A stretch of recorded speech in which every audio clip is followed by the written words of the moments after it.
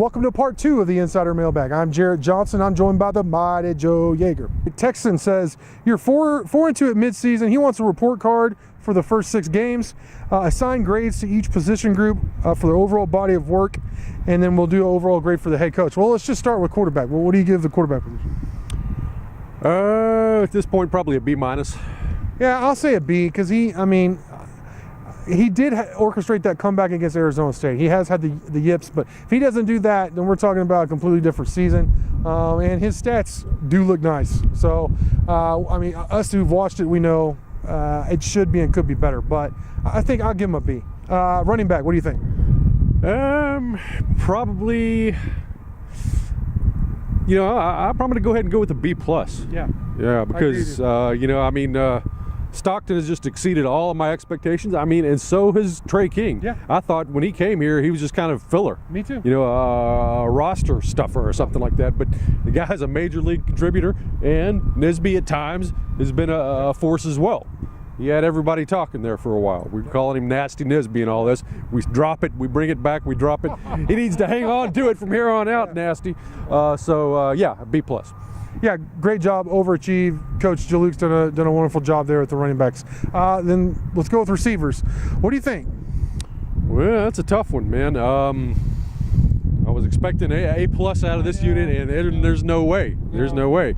In fact, I'm going to go C+.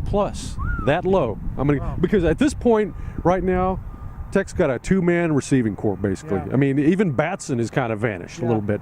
You got Cantrell and QT who are carrying the mail and carrying the load right now, and outside of those guys, not a whole lot to really cheer about. So yeah, man, I'm gonna have to go all the way down to a C+. You had Quan step up and do a couple things, and obviously you had Vasher have a good game last week. But like you said, it has been a 2-man thing, and actually 24-11, 21st kind of had a secondary question about that. It seems like you're only going to those 2 guys. Both those guys are on Shimonek's right side. Which is it's a common thing, especially with inexperienced quarterbacks. If you're a righty, you're going to be looking right a lot.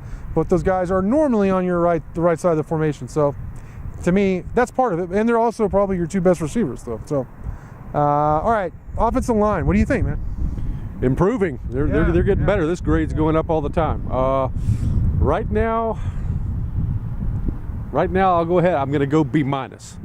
Okay, but I can see that clicking up a couple of clicks if they keep on going the way they're going. Overall, I thought, as you mentioned earlier, only really kind of negative game was against Oklahoma State. Yeah. Other than that, they really held their own against a bunch of good defensive fronts. Had success both in the ground game and a pretty good job of pass protecting. You got some young guys that are coming on, and Jack Anderson and Travis Bruffy, who's obviously coming back from the mono situation as well. So this unit should just continue to get better. That's what I'm going with. I have them as a B, solid B, and like you said, improving, maybe even getting close to a B+. They've wildly exceeded my expectations. I thought it was going to be the big weakness on the team, but no, they've kicked some serious butt in a couple of games. And they, like Houston, I thought they played just great. And then last week against West Virginia, they definitely played good enough to win. I really like what Coach Brandon Jones is doing there. I like some of the things they're doing, pulling some guys, getting guys like Madison Ekamnanu and Jack Anderson out in space, and which is really opening up running lanes for the running backs. So great job. All right, defensive line. Where are you at? Boy, it's hard to find too much fault with these guys, huh? Yeah. I'm going solid A. Yeah, really am.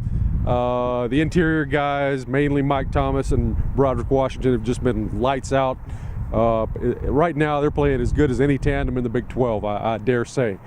And then the defensive ends, they started out maybe a little bit slow, but they're really coming on. Yeah. You've got 5 legitimate guys who can do stuff in there. You got pass rushers, you got edge setters, you got the whole 9 yards.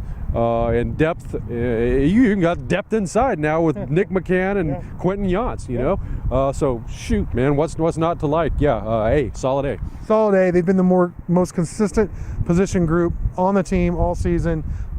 They've really taken the challenge of stopping the run.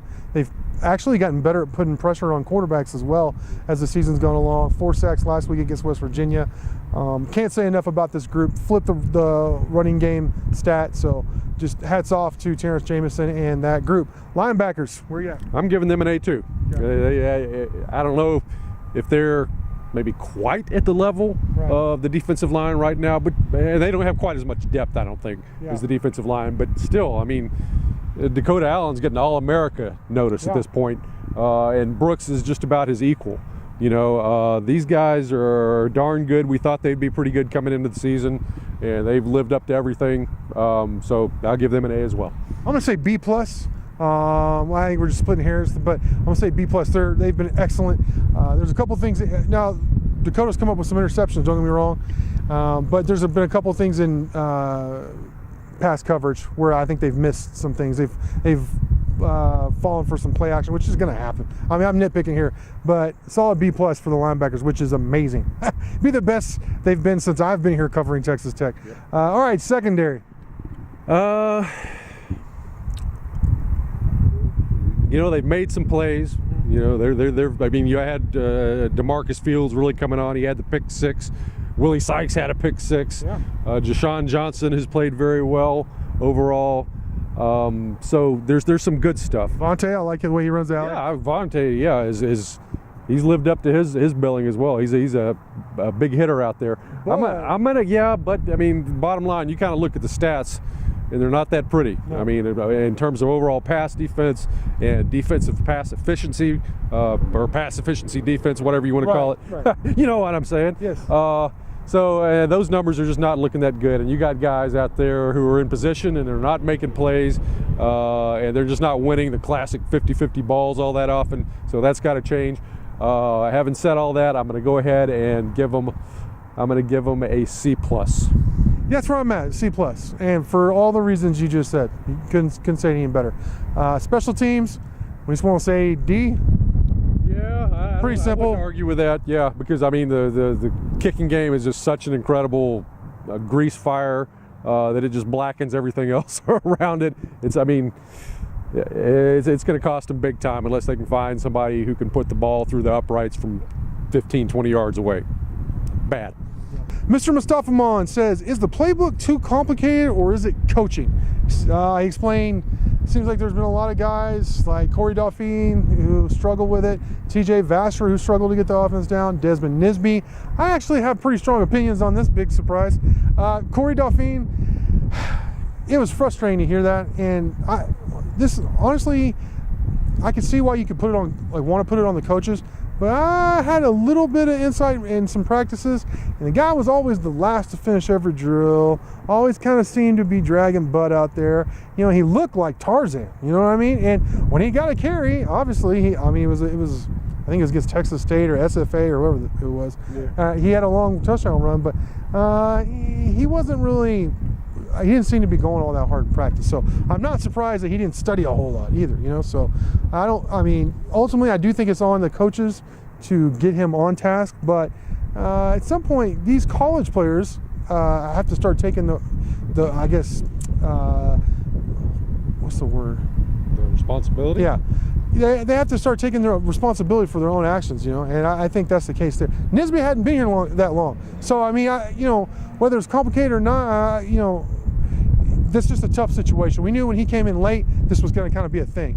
So that's where he is with that. TJ Vasher, I think he does kind of know the playbook. I mean, there was a couple of miscommunications. We're talking with Shimanek against Oklahoma State, but there you're talking about a young receiver and an inexperienced quarterback in a pressure situation being about a yard off on what is a precision offense. You know what I mean? So I'm not really surprised that they weren't crisp, you know, especially going against a top 10, 15 team. So I think every situation is different. And while this playbook may be complicated, I don't think that's the ultimate answer. I think it's a different answer for every situation. Yeah, and also with Vasher, he's sitting behind a pretty good guy too out there, and Dylan Cantrell. Yeah, one of your best players. You know, so. Would you like to see Vasher play at X? I mean, that seems like the logical next step, right? Yeah, and I asked Cliff about that in the last media availability that I went to, and I said, have you given this any thought? And I think that may have cheesed him off a little bit. But I said, is it possible of flipping? Maybe it was my imagination, but maybe flipping Dylan over there to the other side, and keeping Vasher where he's at, And he said, yeah, it's possible. We've given these things some thought, so it may happen.